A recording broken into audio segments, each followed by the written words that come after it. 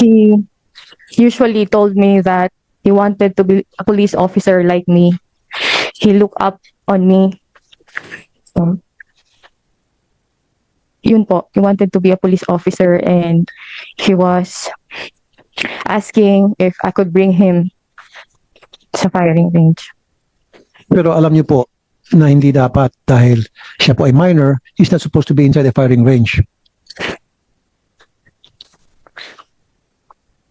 Sergeant, pakisagot sa tanong ni Senator Raffy. Based, wala po akong, I have no personal knowledge na may prohibition po. Staff Sergeant, excuse me, Senator Raffy, nanumpa po kayo kanina at kayo po ay kawani ng Philippine National Police, ang pangunahing law enforcement institution ng ating bansa. Pakisagot ng makatotohanan sa tanong ni Senator Raffy.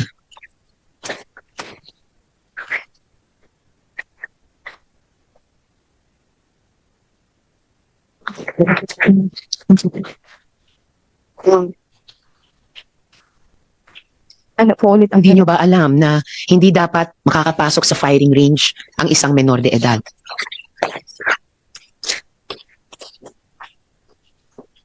Hindi po. That's amazing, Senator Raffy. Any more questions for this resource person?